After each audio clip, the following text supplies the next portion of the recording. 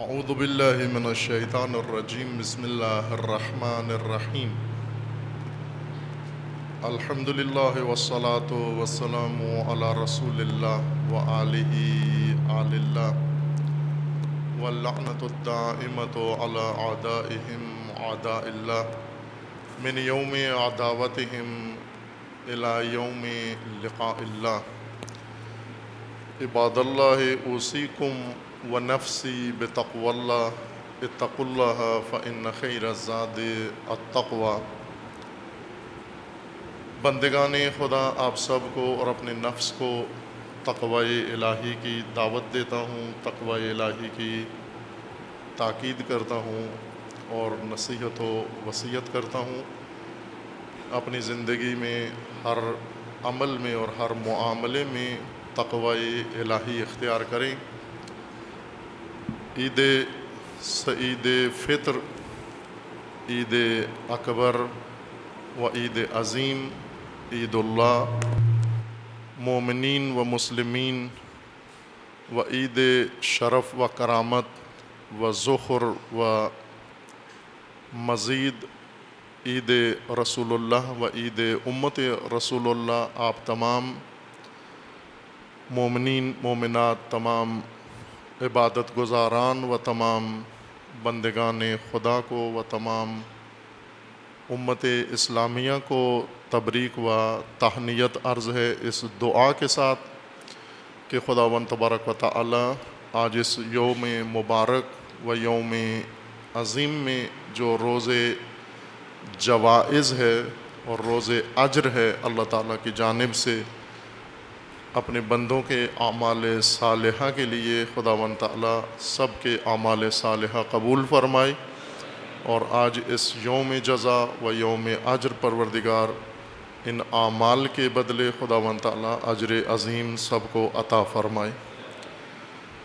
بہت عظیم مہینہ اللہ تعالیٰ کی طرف سے میسر آیا، شہر اللہ الاکبر، شہر مغفرت، ماہ رحمت و برکت، اور جو کچھ اپنے دامن میں خیرات و برکات و رحمت و مغفرت لے کر آیا تھا، اپنا دامن سمیٹ کر ہم سے رخصت ہو گیا ہے، اور ہم وہی الفاظ جو حضرت سید ساجدین زین العابدین علیہ الصلاۃ والسلام نے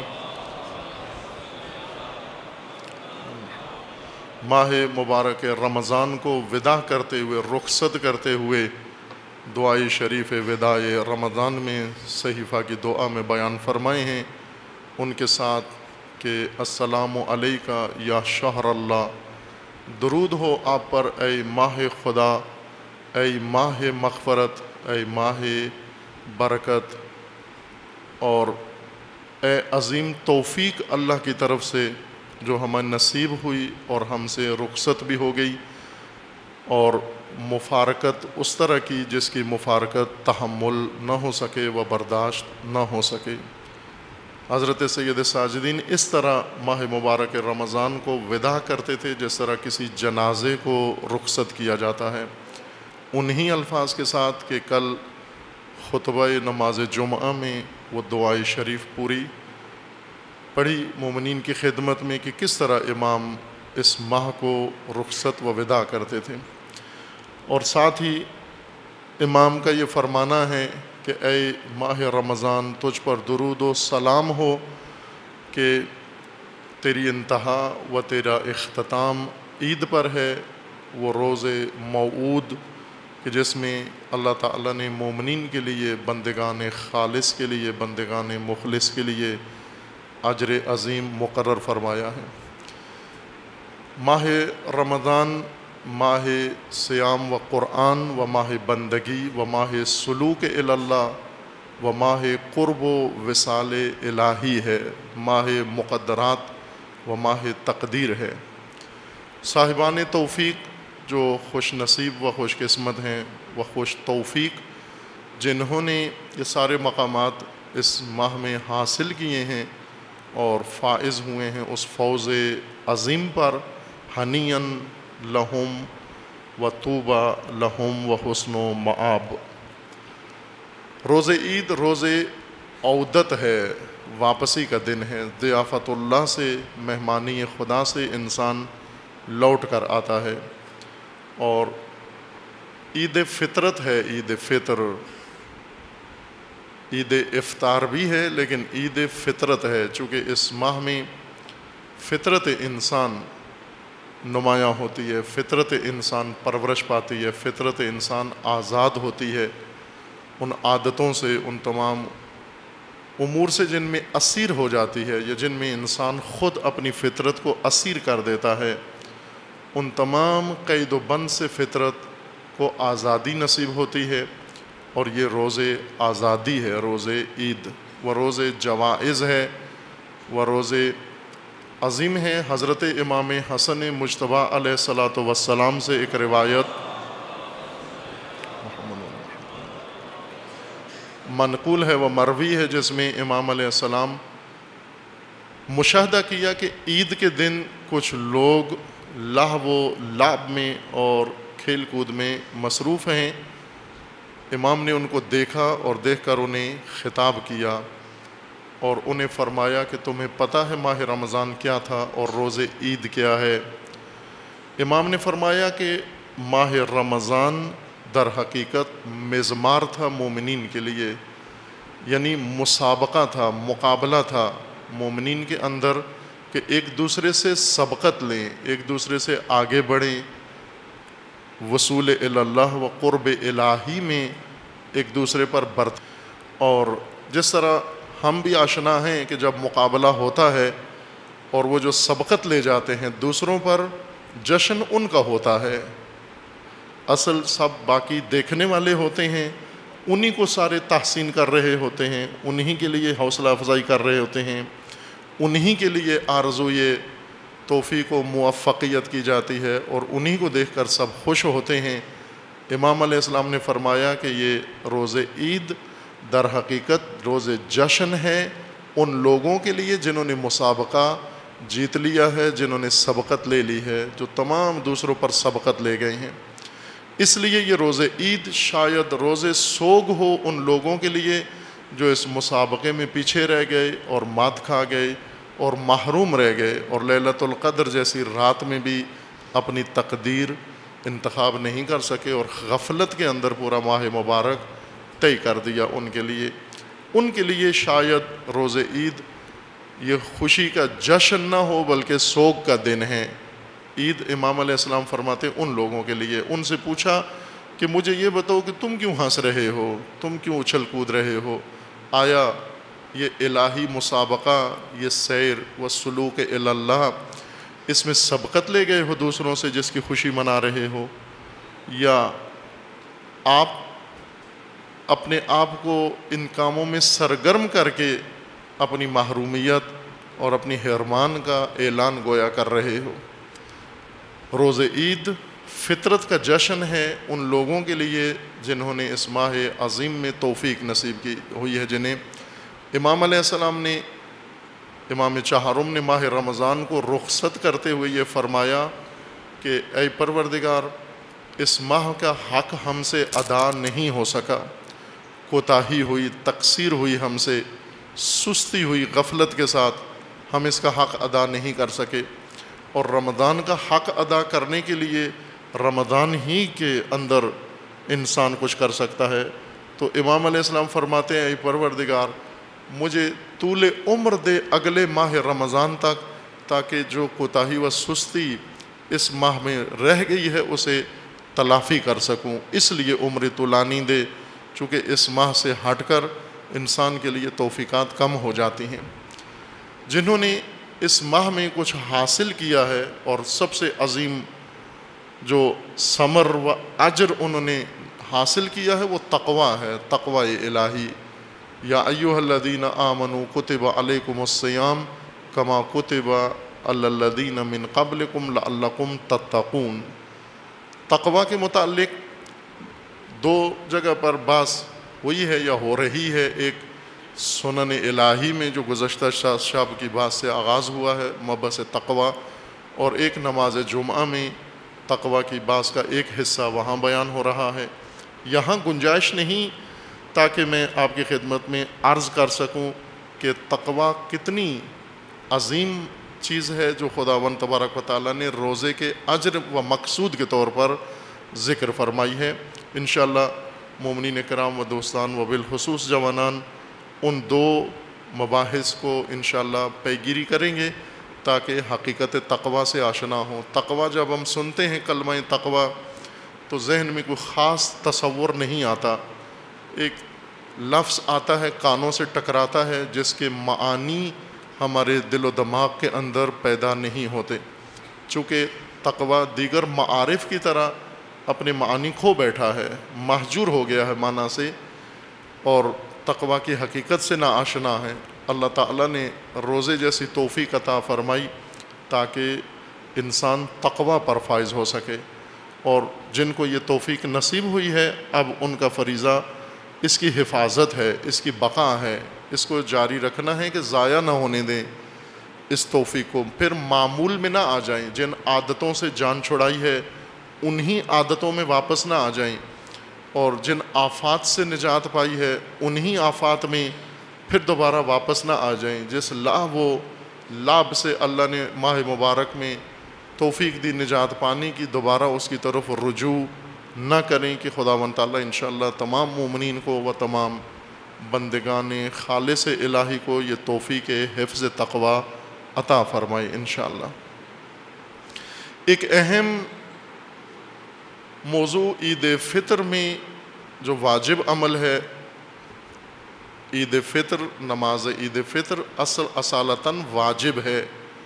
فقہاء امامیہ کا فتویٰ یہ ہے کہ عصر غیبت کبریٰ میں چونکہ مشروط ہے امام کے ہونے کے ساتھ، اس وجہ سے یہ واجب کی نیت سے نہیں پڑھی جائے گی، امام معصوم خود عید کا قائم کریں یا ان کا مقرر کردہ امام نمائندہ قائم کرے تو واجب کی نیت سے پڑھیں۔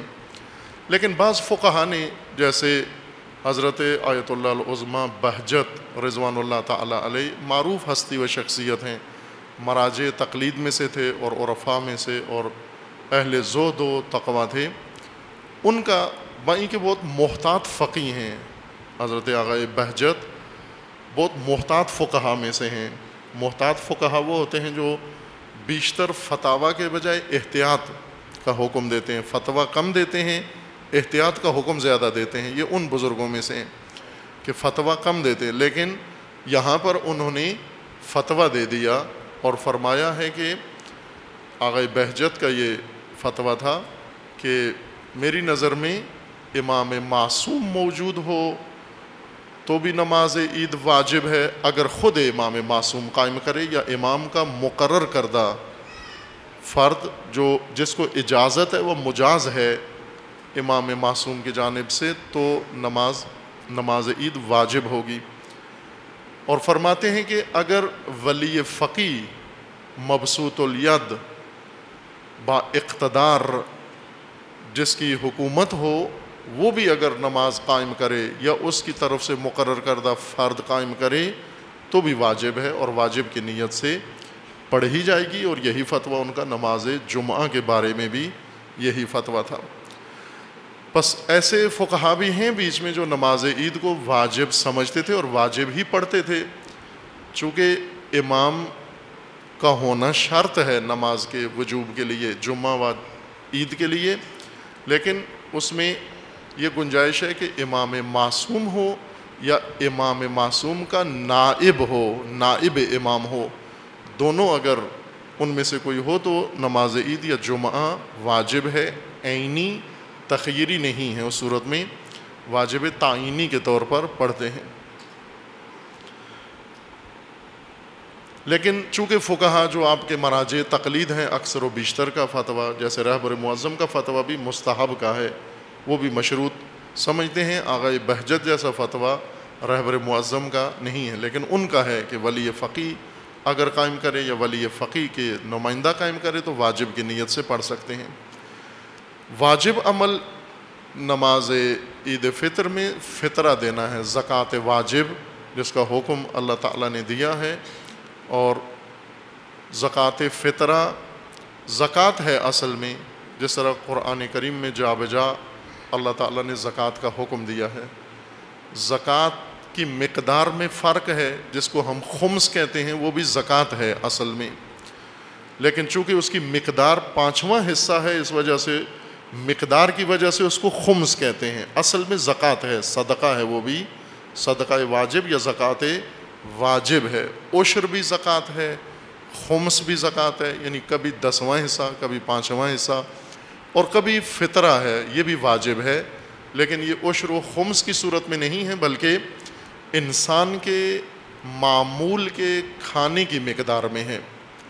یہاں مومنین کرام تصحیح فرما لیں کہ ایک رسم پڑ گئی ہے اور اس رسم کے تحت واجبات بھی ادا کرتے ہیں۔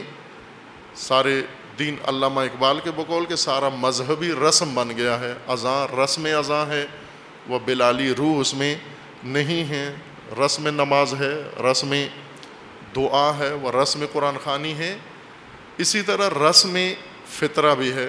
عموماً یا لوگ پوچھتے ہیں کسی سے جی کتنا فطرہ ہے اس سال کا، یا پھر خود بغیر پوچھے لوگ بعض اعلان کر دیتے ہیں جی اس سال ہماری طرف سے اتنا فطرہ ہے آپ پر، جبکہ اس کا کوئی جواز نہیں بنتا۔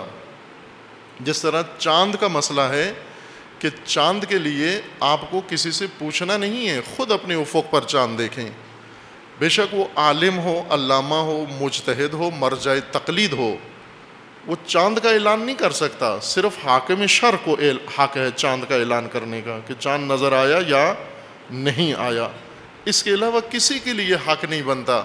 بھلے اگر اس کے نزدیک ثابت ہو گیا چاند، وہ دوسروں کو بتا دے کہ مجھے چاند نظر آ گیا ہے، لیکن یہ نہیں کہہ سکتا کہ میری طرف سے آج عید ہے یا میرے فتویٰ کے مطابق عید ہے، چونکہ یہ فتویٰ کی بات ہی نہیں ہے، یہ سورج نکلنے کی طرح ہے۔ جس طرح سورج نکلا لاہور میں یا نہیں نکلا، اب آپ اس جھگڑے میں پڑ جائیں فلاں مجتہد کے مقلدین کا سورج نکل آیا، دوسرے مجتہدین کے مقلدین کا سورج نہیں نکلا، ان والوں کا سورج نکل آیا، ان کا سورج نہیں نکلا، ایسے نہیں ہے۔ سورج آپ نے خود دیکھنا ہے نکلا یا نہیں نکلا، مجتہد سے نہیں پوچھنا، مجتہد سے حکم پوچھنا ہوتا ہے کہ حکم کیا ہے۔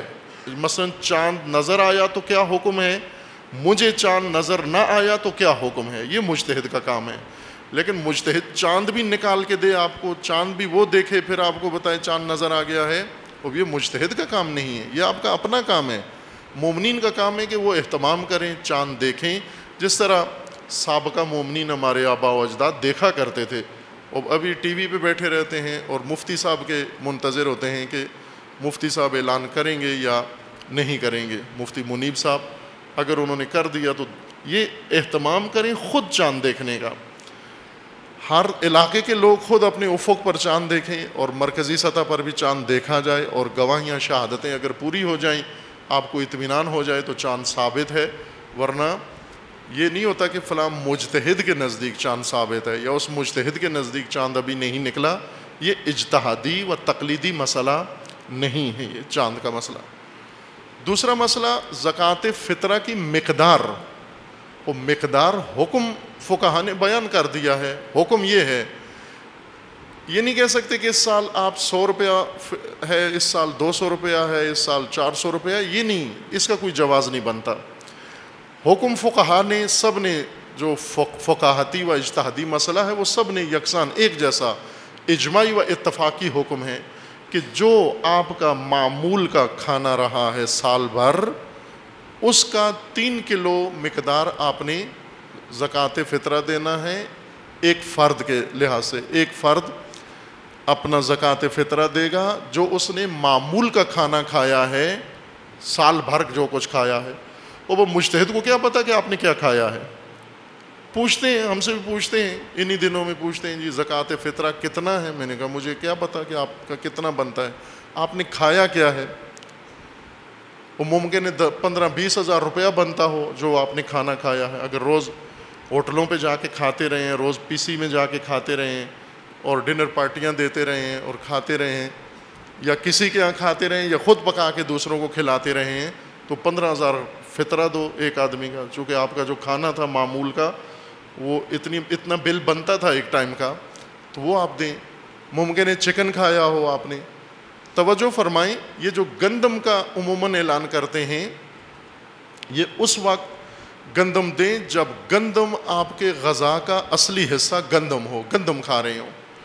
باقی ساتھ جو ساگ پکایا ہے، دال پکائی ہے، چٹنی اچار رکھا ہے تاکہ گندم کھائی جا سکے. گندم سے روٹی بنتی ہے، روٹی کھانے کے لیے ساتھ کوئی ایسی چیز چاشنی لگاتے ہیں تاکہ گندم نیچے اتر جائے. خشک گندم نیچے گلے سے اترتی نہیں ہے. تو اصل کھانا روٹی ہے. لہٰذا پرانے زمانے کے لوگ کہتے بھی یہی تھے. ابھی بھی بعض جگہوں پر یہ اصطلاح رائج ہے. کھانے کا وقت ہو تو یہ نہیں کہتے کھانا کھا کے جائیں، کہتے ہیں جی روٹی تیار ہو رہی ہے، روٹی کھا کے جائیں. روٹی کھائیے آپ نے، چونکہ کھانا میں روٹی ہی ہوتی تھی اور باقی ساتھ کوئی سادہ سی چیز ہوتی تھی تاکہ روٹی اتر جائے. لیکن اس وقت روٹی اصل غذا نہیں ہے. روٹی کھاتے ہیں تاکہ گوشت اتر جائے نیچے. روٹی اس لیے ساتھ ہوتی ہے کہ جو چکن ساتھ اتر جائے. روٹی اس لیے ہے تاکہ یہ باربیکیو نیچے اتر جائے، یا اس کے ساتھ سلاد کے طور پر روٹی کھا لے. روٹی بہت سارے لوگوں کے کھانے کا اصلی جز نہیں ہے اس وقت. وہ روٹی کو ایسے ساتھ ثانوی حیثیت سے کھاتے ہیں. گندم ان کی غذا نہیں ہے.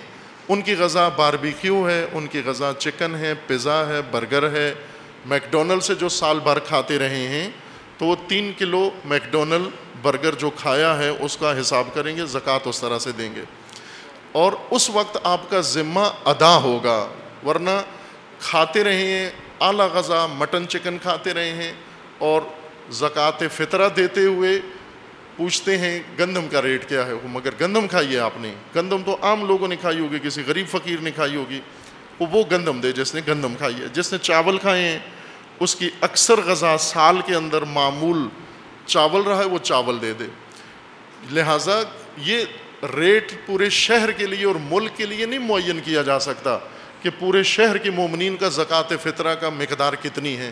وہ فرق ہے، چونکہ سب کی غذا ایک جیسی نہیں ہے، سب کا کھانا ایک جیسا نہیں ہے، کھانا مختلف ہے. لہٰذا اس اپنے کھانے کی مقدار کے برابر آپ انشاءاللہ زکوٰۃ فطرہ ادا کریں گے. زکوٰۃ فطرہ ادا کرنا نماز عید سے پہلے نکال لیں.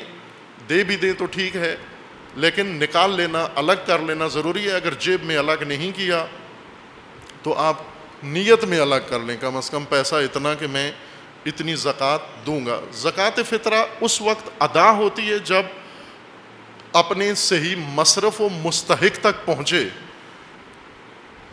اور جس طرح ابھی گورنمنٹ نے پابندیاں لگا دی ہیں کہ یعنی اتنی سینس، اتنا شعور ہماری اس احمق حکومت کو بھی ہے کہ بعض لوگ زکوٰۃ کے مستحق نہیں ہیں. یہ سیاسی جماعتیں زکوٰۃ کی مستحق نہیں ہیں، ان پر پابندی لگا دی ہے انہوں نے کہ یہ نہیں لے سکتے. اور یہ دونوں کے نفع میں ہے. سیاسی جماعتیں بھی یہ جرم نہ کریں زکوٰۃ فطرہ لے کر، اور اس طرح دینے والے بھی نہ دیں ان کو، چونکہ ادا نہیں ہوتا آپ کا حق. اگر آپ نے زکوٰۃ فطرہ دے دیا کسی سیاسی پارٹی کو، آپ کو دوبارہ نکالنا پڑے گا. یہ زکوٰۃ ادا نہیں ہوئی، یہ واجب ادا نہیں ہوا. جو نکالا ہے وہ جیسے کوئی چیز کوا لے گیا، مثلاً اڑ کے لے گیا، تو جو کوا لے گیا ہے تو اس کو تو نظر اللہ نہیں کہہ دیتے کہ یہ نظر اللہ نیاز حسین کوا لے گیا ہے. وہ کوا لے گیا ہے. آپ جو نظر کرنی ہے اس کو نظر کریں، اس کو اپنے مصرف و مستحق تک پہنچائیں، یقین کریں، اطمینان کریں، پھر وہاں ادا ہوتا ہے.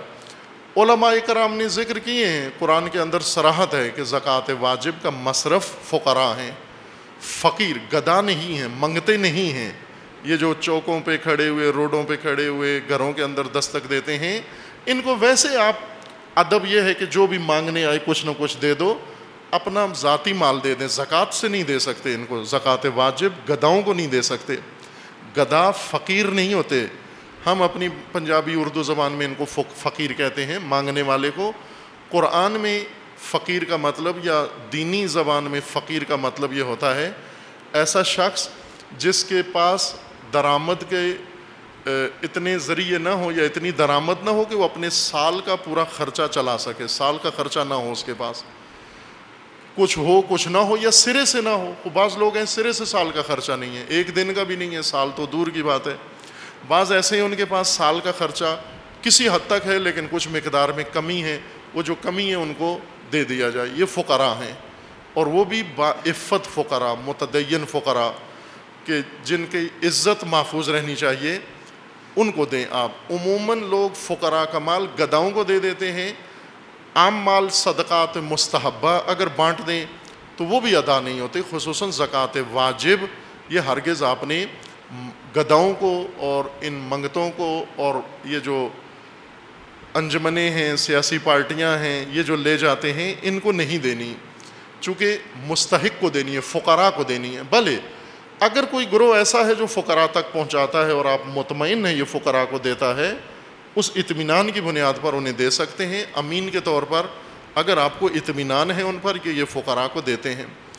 اور مسئلے کی تصریح کی خاطر میں عرض کر لوں کہ جتنے بھی مالی واجبات ہیں علماء کرام نے اس کے لیے ذکر کیا، چونکہ ایک مصرف مالی واجبات کا فی سبیل اللہ ہے، سبیل اللہ میں مالی واجبات اپنے دیں، خمس، زکوٰۃ، فطرہ، صدقات یا دیگر جو آپ کے ذمے کسی وجہ سے بھی مالی واجبات آ جاتے ہیں۔ سبیل اللہ کا مصداق، یقینی مصداق و واضح مصداق وہ مدارس ہیں جہاں پر دین کے علم کی تعلیم دی جا رہی ہو، وہ سبیل اللہ کا قطعی مصداق۔ علماء کرام و تمام فقہا جو یقین کے ساتھ فتویٰ دیتے ہیں کہ اگر یہاں پر دو تو آپ کا ذمہ بری ہو جاتا ہے، وہ بھی ایسے مدارس جہاں پر دین پڑھایا جا رہا ہو، نہ کہ جہاں نہ یہ عمل نہ ہوتا جا رہا ہو، فقط بورڈ لگا ہوا ہو اور اس کے اندر تعلیم دین یا تربیت دینی نہ ہو رہی ہو۔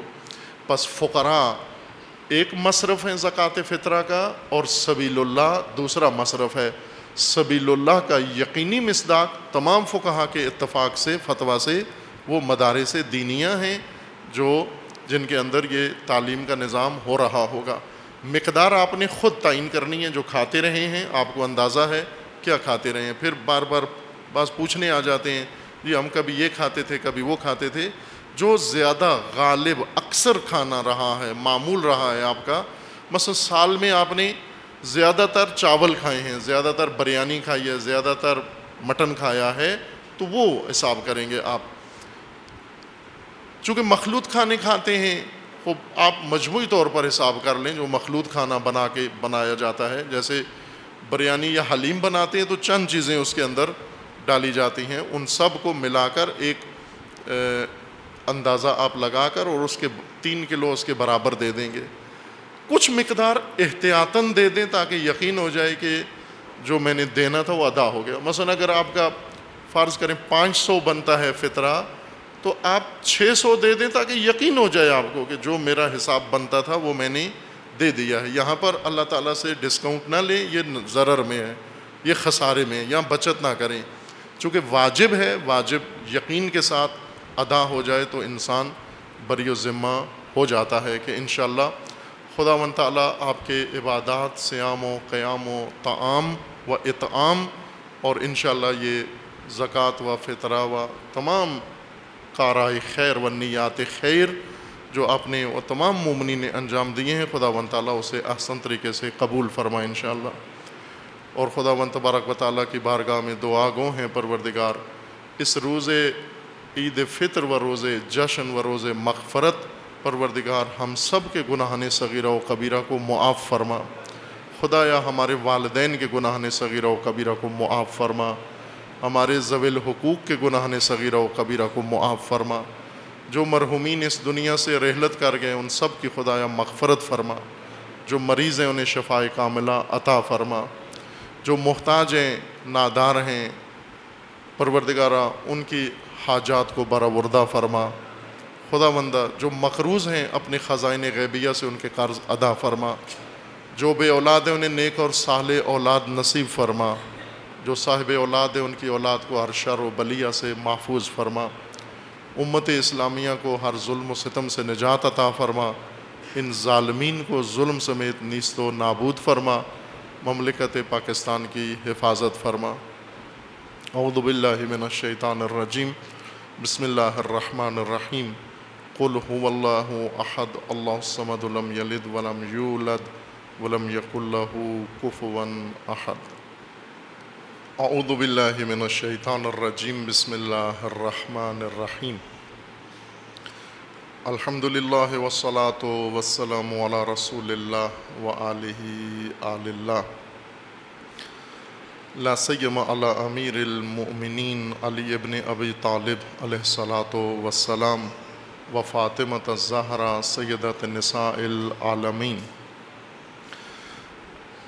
والحسن والحسین سیدی شباب اہل الجنہ و صبطی الرحمہ و علی ابن الحسین و محمد ابن علی و جعفر ابن محمد و موسیٰ ابن جعفر و علی ابن موسیٰ و محمد ابن علی و علی ابن محمد والحسن ابن علی والحجت ابن الحسن القائم المہدی صلوات اللہ علیہم اجمعین حجج اللہ علی عبادہ و امناؤہ فی بلادہ واللعن علی اعدائہم اجمعین من الآن الی قیام یوم الدین عباد اللہ اوصیکم و نفسی بتقوی اللہ اتقوا اللہ فإن خیر الزاد التقوی بندگان خدا بندگان الہی آپ سب کو اور اپنے نفس کو تقوی الہی کی دعوت دیتا ہوں، تقوی الہی کی وصیت کرتا ہوں۔ اپنی زندگیوں میں، اپنے معاملات میں، اپنے اعمال میں، اپنے رویوں میں، اپنے خلق و خو میں، اپنے لین دین میں تقوی الہی مراعات کریں و تقوی الہی کو میزان قرار دیں۔ تقوی مومن کی طرز زندگی کا نام ہے، انداز زندگی کا نام ہے۔ محفوظ ترین زندگی جو تدبیر الہی سے محفوظ ہوگی، اس محفوظ زندگی کا نام تقوی ہے۔ اگر اللہ تعالیٰ کے بیان کیے ہوئے نظام کے مطابق بسر ہو، یہ با تقوی زندگی ہے۔ یہ فرصتیں جو خداوند تبارک و تعالیٰ نے مہیا کی ہیں، یہ سب تقوی کی خاطر ہیں تاکہ امت قائم ہو و تقوی کی بنیاد پر امت کا وجود میں آئے، امت وجود میں آئے۔ از جملہ نماز جمعہ و عید ہے جو ایام امام مسلمین ہیں۔ عید کے بارے میں امام علیہ السلام کی روایت ہے کہ خداوند تبارک و تعالیٰ نے روز عید مقرر کیا ہے اجتماع مومنین کے لیے، تاکہ امام مسلمین و امام مومنین آ کر مسلمین و مومنین کو خطاب کریں، ان کو رہنمائی کریں، ان کو ہدایات دیں اور متعلقہ امور میں ان کی وضاحت کریں و تفسیر و تشریح کریں ان کے سامنے۔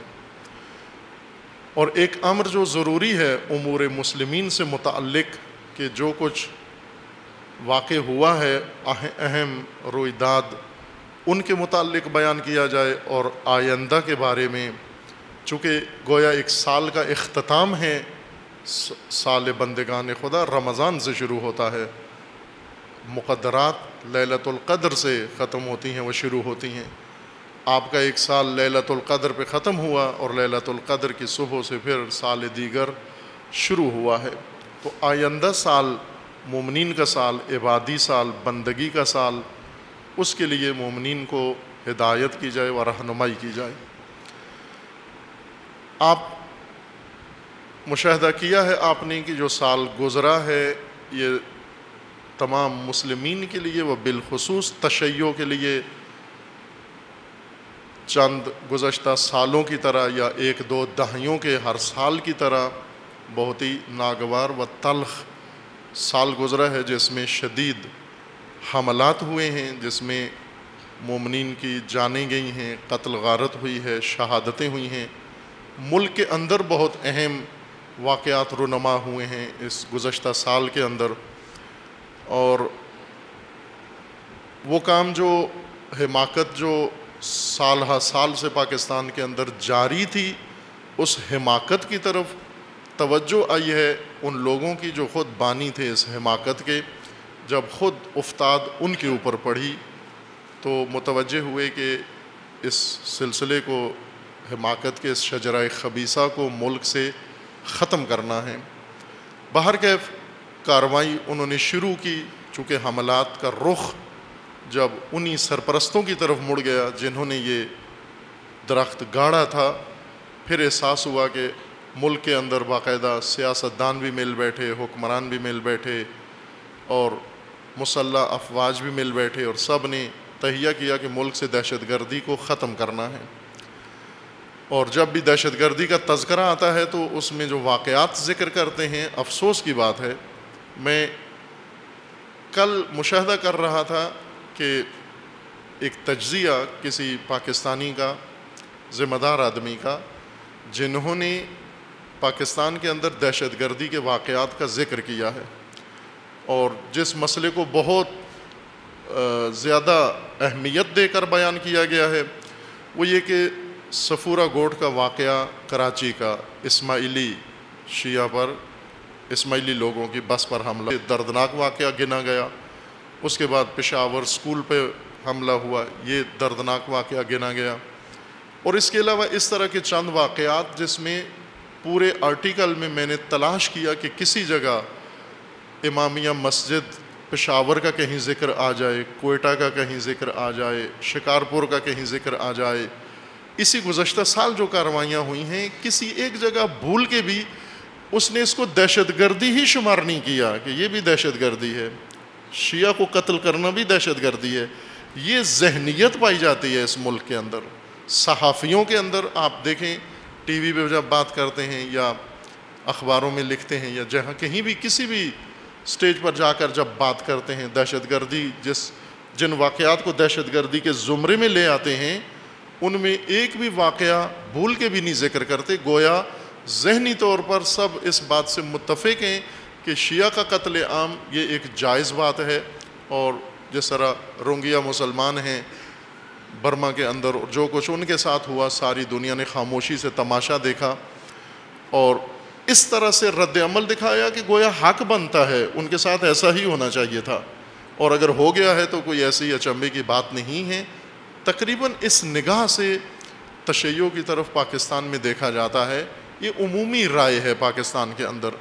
ارباب اختیار و ارباب اقتدار اس طرح کی نگاہیں رکھتے ہیں ملکی حالات کے بارے میں کہ تشیع کو بیچ میں نظر انداز کر جاتے ہیں.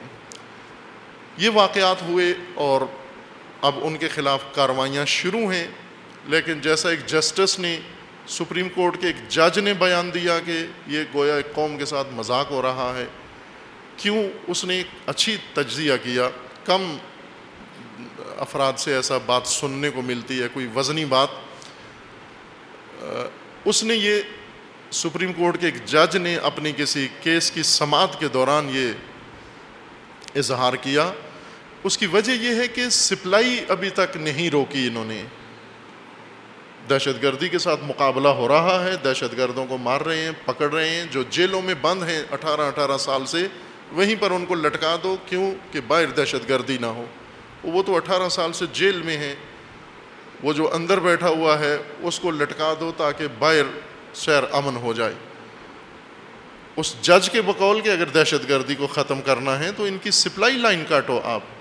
یہ جنگوں کا اصول ہوتا ہے کہ آپ کسی ملک کی فوج کو بے شک نہ ماریں، ان کے زیادہ سکور نہ بنائیں مارنے کا، لیکن ان کی سپلائی لائن اگر کاٹ دیں تو آپ کامیاب ہو گئے ہیں، جنگ جیت لی آپ نے. جب تک یہ سپلائی لائن نہیں کٹے گی جہاں جہاں سے ان کو مدد مل رہی ہے ملک کے اندر سے اور باہر سے، ظاہر ہے یہ کامیابی نہیں ہو سکتی. چند افراد بھاگ جانا، ادھر ادھر چھپ جائیں وہ، اور ان سے مذاکرات کر لیے جائے، بعد سے بات چیت کر دی جائے، یہ امن کی امید نہیں ہے. وقفہ ہوتا ہے ہر کارروائی کے اندر. تو آپ مومنین اس میں نہ آ جائیں دھوکے میں کہ وقفہ جو ہوتا ہے تو اس کا مطلب یہ خاتمہ ہے. بارہا ایسے ہوا، ہر حکومت کے زمانے میں ایک وقفہ آتا ہے، اور اگر حکومتی کارروائی سے نہ بھی آئے دہشت گرد خود وقفہ کرتے ہیں، چونکہ ان کو اپنی توانائیاں بحال رکھنے کے لیے ان کے پاس بھی ایک محدود توانائی ہوتی ہے. کوئی بھی فورس ہو، وہ دفاعی ہو یا تہاجمی ہجومی، اس کو ایک وقفہ بیچ میں کرنا پڑتا ہے اپنی فورسز کو موقع دینے کے لیے، تاکہ وہ اپنی توانائیاں بحال کر سکیں اور دوبارہ سمیٹ سکیں، نئی پلاننگ کر سکیں. وقفوں کو کبھی بھی دھوکے میں نہ آئیں کہ یہ خاتمہ ہو گیا اور ہم خوش ہو جائیں. یہ خطر موجود ہے، وہ پہلے سے زیادہ موجود ہے. چونکہ دہشت گردی کا ایک جو بڑا ورژن انہوں نے تیار کیا ہے، جو دہشت پھیلانے والا ہے۔ تازہ ترین ایک بیان منسوب کیا گیا ہے ان کے سرغنے سے، ابو بکر بغدادی سے، اس جلاد و صفاق سے، کہ اس نے اپنے ایک پیغام میں اپنے فورسز کو، سپاہیوں کو، داعشیوں کو یہ کہا ہے کہ یہ جو تم سر قلم کرتے ہو، جلاتے ہو اور عجیب و غریب طریقے سے سزائیں دیتے ہو، انہوں نے عجیب سزائیں دی ہیں لوگوں کو۔ ایک سزا چند دن پہلے عراقی بچے کو سزا دی، چھوٹے سے بچے کو، شاید کوئی سال کا بچہ ہوگا، میرے خیال میں یہ سال سے بھی چھوٹا ہوگا، اس کے بدن کے ساتھ بم باندھا انہوں نے، اس کے وزن سے کئی گنا زیادہ بھاری بم اس بچے کے ساتھ باندھ کر اور اس کو دور رکھا، اور اپنے جو فریش لوگ تھے جن کو ٹریننگ دینی تھی ریموٹ بم بلاسٹ کرنے کے لیے، تو ٹریننگ دی انہوں نے، بچے شیعہ بچے کے ساتھ بم باندھ کے اس کو بلاسٹ کیا، اور اس طرح اپنے بچوں کو ٹریننگ دی انہوں نے۔ یہی ویڈیو بناتے ہیں اور دنیا میں نشر کرتے ہیں۔ اس نے ان کو یہ کہا ہے کہ اس سے ہمارا نقصان ہو رہا ہے، ہمارے بارے میں دنیا کا ذہن اس طرح سے ہے کہ یہ صفاق ہے اور لوگ ہمارا ساتھ دینے کے لیے تیار نہیں ہیں، ہمارے خلاف فضا بن رہی ہے۔ یہ اس نے تازہ ترین اپنے فورسز کو حکم دیا ہے۔ اس بیان کے نتیجے میں اس کے اپنے کمانڈروں نے اس پر اعتراض کیا ہے کہ یہ تو ہمارے فلسفہ وجودی کے خلاف ہے، یہ فرمان جو کمانڈر نے دیا ہے، بغدادی نے دیا ہے۔ چونکہ ہم لشکر ہی دہشت کا ہیں، ہمارا کام لڑ کے قبضہ کرنا نہیں ہے، ڈرا کے قبضہ کرنا ہے، دہشت پھیلانا ہے، اور دہشت کے لیے یہ کاروائیاں تو ہماری اسٹریٹجی تھی پہلے سے۔ تو گویا آپ اپنی اسٹریٹجی بدل رہے ہیں، گویا آپ کہہ رہے ہیں کہ ہم چھوڑ دیں اپنا کام۔ ایک اچھی خاصی تشویش ان کے اندر پیدا ہو گئی ہے کہ کہیں ایسا تو نہیں کہ ہمارا سرغنہ بک گیا ہے یا کہیں کسی کے ساتھ ساز باز اس نے کر لی ہے، چونکہ ہمارا کام صرف دہشت پھیلانا تھا۔ یہ دہشت ناک ورژن یہ ابھی پاکستان کے لیے تیار کیا جا رہا ہے، ہر روز اس کے لیے اشارے ملتے ہیں کہ پاکستان میں خطرہ ہے، سرکاری سطح پر اعلان ہوتا ہے۔ خوب ظاہر سی بات ہے کہ اگر یہ ورژن پاکستان میں آتا ہے دہشت کا و دہشت گردی کا، تو کس کے لیے آئے گا، ہدف کون ہوگا اس کا، ٹارگٹ کون ہوگا اس کا، وہ طے شدہ بات ہے، کسی سے پوچھنے کی ضرورت نہیں ہے، یعنی شیعہ۔ اس لیے عزیزان اس وقفے سے یا یہ جو کاروائیوں میں آتا ہے تھوڑا گیپ آتا ہے، یہ دھوکہ نہ دے۔ اگرچہ مومنین دھوکے میں نہیں ہے پہلے سے، چونکہ جب وقفہ نہیں تھا تو بھی کوئی پرواہ خاص نہیں کرتے، نہ اپنی جان و مال کی، نہ اپنے مقدسات کی، نہ اپنے اداروں کی، نہ اپنی قوم کی، پھر بھی نہیں کرتے تاکہ یہ کہا جائے کہ ان وقفوں میں نہ کریں۔ جب اوج پہ ہوتے ہیں حملات تو بھی کوئی پرواہ نہیں کرتا، تو بھی وہ احساس نہیں پیدا ہوتا مومنین کے اندر کہ ہونا چاہیے۔ اتنے واقعات کے بعد عقل کہتی ہے کہ ہونا چاہیے یہ احساس کہ اپنی حفاظت، اپنا دفاع کریں، اور خصوصاً جو آنے والے ان کے ایام ہیں و نقشے ہیں ان کی خاطر زیادہ سنجیدگی کے ساتھ اہتمام کریں، اور بھروسہ نہ کریں کہ دوسرے لوگ آپ کو یا حکومتی فورسز آپ کو نجات دیں گے، کہ ان کے بس میں نہیں ہے، یہ ورژن ان کے بس میں نہیں ہے سنبھالنا اس کو۔ نقطۂ دیگر جو خوب عرض کرنا ہے وہ عالمی حالات میں گزشتہ سال جو کچھ ہوا، حالات تیزی سے بدلے، اور جو جاری تھے پہلے سالوں سے ان کے اندر اضافہ ہوا ہرج و مرج میں، اور بالخصوص یمن کا قضیہ جو تازہ شروع ہوا، جو افسوس ہے کہ کل سعودی عرب میں عید تھی و یمن میں عید تھی، اور کل ہی انہوں نے شدید ترین بمباری عید کے دن ان مومنوں کے اوپر، مسلمانوں کے اوپر کی، اور وہ بھی صرف اس وجہ سے کہ شیعہ ہیں، ہر چند زیدی شیعہ ہوں، 4 امامی شیعہ ہوں، حوثی شیعہ ہوں، 12 امامی نہ بھی ہوں لیکن شیعہ ہیں۔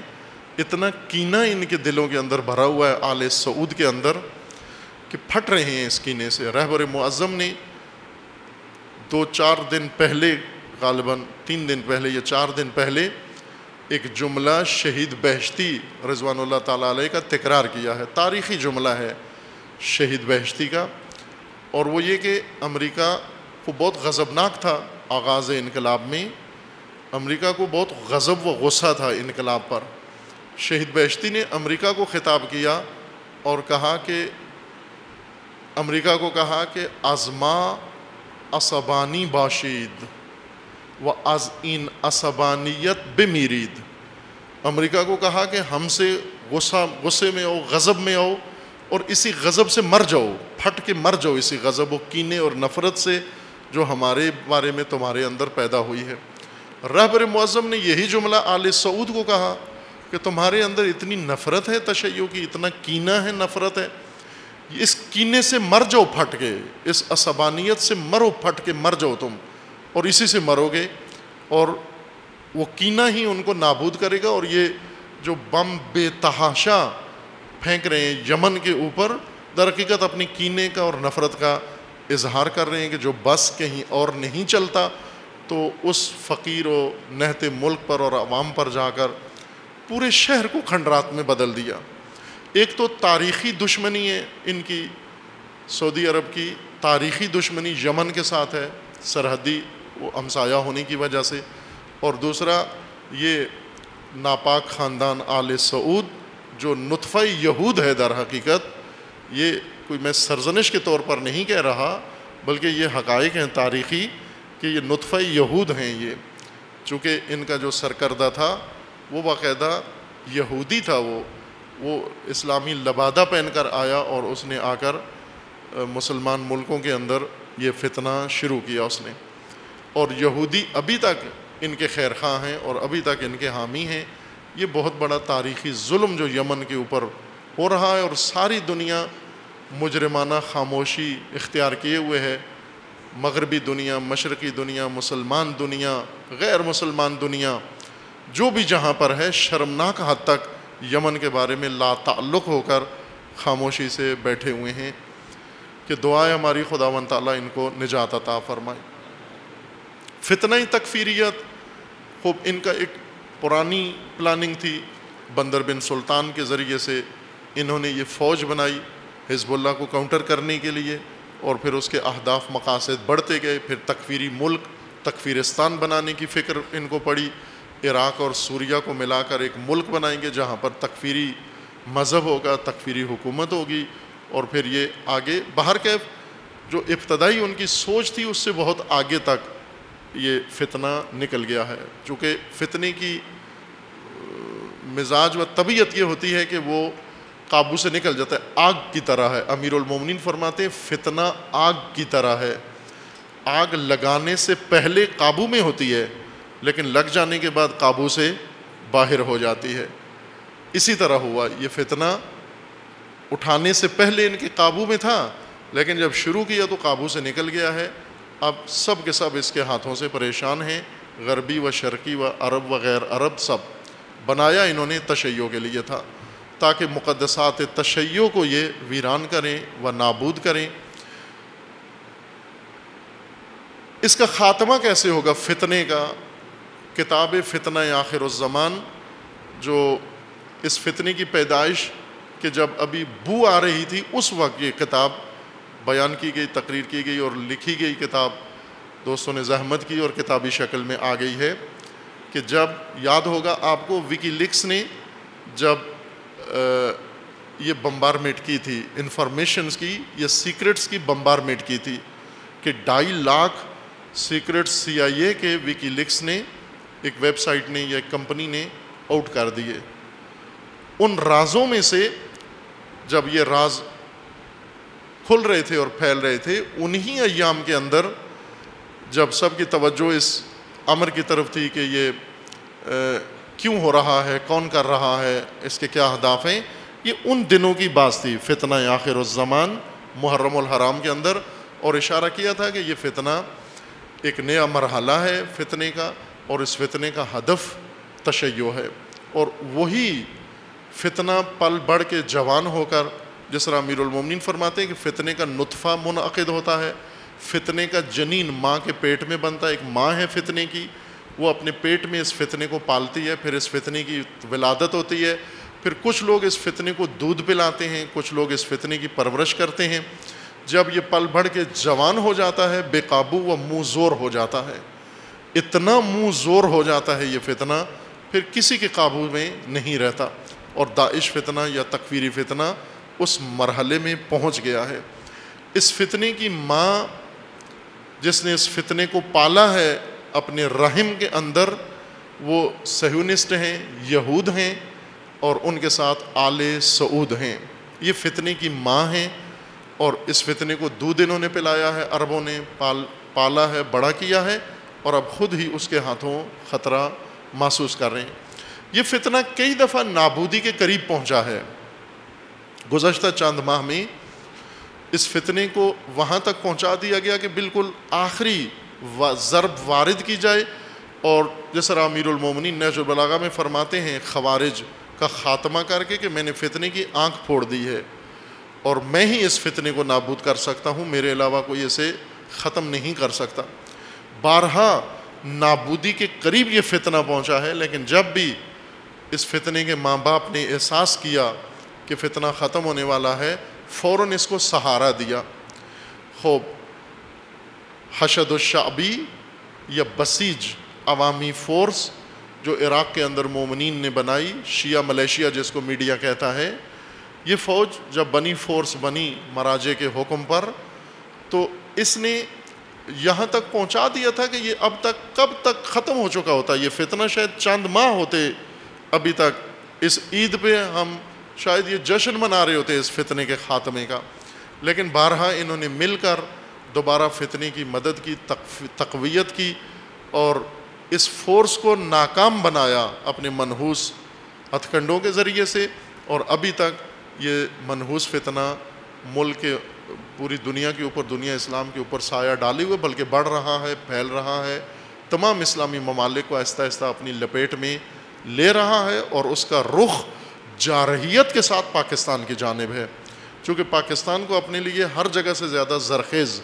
سمجھتا ہے، اور یہاں بھی ایسے احمق موجود ہیں جو فتنوں میں اپنے مفادات تلاش کرتے ہیں، اور وہ اس فتنے کو موقع دیتے ہیں پلنے بڑھنے کا، ہر چند بعد میں پچھتاتے ہیں، لیکن وقت پر وہ ایسی حماقت انجام دیتے ہیں۔ یہ ایک موضوع تھا جو سال گزشتہ جاری رہا، جو ابھی تک پیدا ہوا اور ابھی تک جاری ہے۔ یہ ایک اہم مطلب جو آج آپ کی خدمت میں عرض کرنا ہے، وہ شاید مناسب وقت ہو اس وقت، چونکہ سب کے اذہان اس وقت اس تازہ ایشو پر لگے ہوئے ہیں، اور اس نے جگہ بنائی ہوئی ہے میڈیا میں بھی، ہیڈ لائنز میں بھی، اور لوگوں کے ذہنوں میں بھی، اور خصوصاً انقلاب اسلامی کے دوستوں اور حامیوں کے ذہنوں میں اس نے ایک ہیجان پیدا کیا ہوا ہے، جو معاہدہ ہوا ہے، اعلان ہوا امریکہ اور یا 5 شیطانی طاقتوں، ایٹمی طاقتوں اور ایران کے درمیان، کہ اس نے ایک الجھن پیدا کر دی ہے۔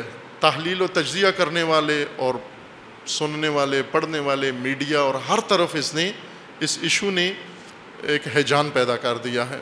توجہ فرمائیں عزیزان کہ یہ خود ایک مستقل ماجرا نہیں ہے، نہ اس کو اس نگاہ سے دیکھنے کی ضرورت ہے، مشاہدہ کرنے کی ضرورت ہے کہ یہ ایک مستقل ماجرا ہے، باقی تمام حالات و واقعات سے ہٹ کر، ان سے چشم پوشی کر کے صرف ہم اس کو دیکھیں کہ یہ ایک ایٹمی ٹیکنالوجی و ایٹمی توانائی کا مسئلہ ہے، ایران ایٹمی طاقت بننا چاہتے اور وہ ایٹمی طاقت بننے نہیں دیتے، یہ نہیں ہے ماجرا۔ جس طرح رہبر معظم نے فرمایا کہ اصل جنگ ایٹم کی و ایٹمی توانائی کی نہیں ہے، اصل جنگ آئیڈیالوجی کی ہے، اصل جنگ انقلاب کی ہے اور انقلاب دشمنوں کی ہے، اصل جنگ استکبار و استعمار اور نظام ولایت و امامت کی جنگ ہے، یہ اصل جنگ ہے، اصل ماجرا ہے۔ چونکہ آپ تاریخی طور پر آگاہ ہیں کہ ایران کو ایٹمی بنانے کا عمل شہنشاہ کے زمانے میں انقلاب سے پہلے خود امریکہ نے شروع کیا ہے۔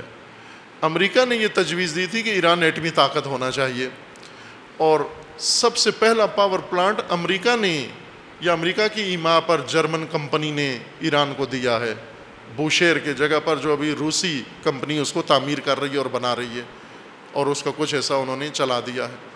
یہ امریکی پلاننگ تھی کہ ہم نے ایران کو ایٹمی طاقت بنانا ہے، بس ایران کے ایٹمی طاقت ہونے سے انہیں کوئی مشکل نہیں یا جھگڑا نہیں ہے، اصل جھگڑا انہیں اس نظام کے ساتھ ہے جو طاغوتیت کے ساتھ ٹکرا رہا ہے، امامت و ولایت کا نظام، الہی نظام جو طاغوتیت کے ساتھ سمجھوتے کا نظام نہیں ہے۔ اس وجہ سے امریکہ نے انقلاب کے بعد اپنا جو دشمن بنایا ہوا تھا سوشلزم کو، روس کو، جلدی اس کو سمیٹ لیا، وہ محاذ جلدی امریکہ نے کلوز کر دیا۔ کیوں؟ اس لیے کہ انہیں سمجھ میں آ گئی کہ یہ نہیں ہے ہمارا دشمن سوشلزم یا رشیا، بلکہ اصل ہمارا دشمن جو طاقتور آئیڈیالوجی ہے۔ کسی زمانے میں سوشلزم و کمیونزم کو سمجھتے تھے، لیکن اب انہیں پتہ چلا کہ طاقتور ترین آئیڈیالوجی جو نابود کر سکتی ہے نظام ستم و نظام طاغوت کو دنیا میں، وہ الہی قرآنی و اسلامی آئیڈیالوجی ہے، جس کی امامت تشیع کے پاس ہے۔ خوب یہ انہوں نے مشاہدہ کیا اور اس کے بعد رخ موڑا، مکمل طور پر سارے محاذ سمیٹ کے بند کر کے انہوں نے رخ موڑا مشرق وسطیٰ کی طرف، اور مشرق وسطیٰ میں انقلاب کا محاصرہ شروع کیا، صدام کو اکسایا۔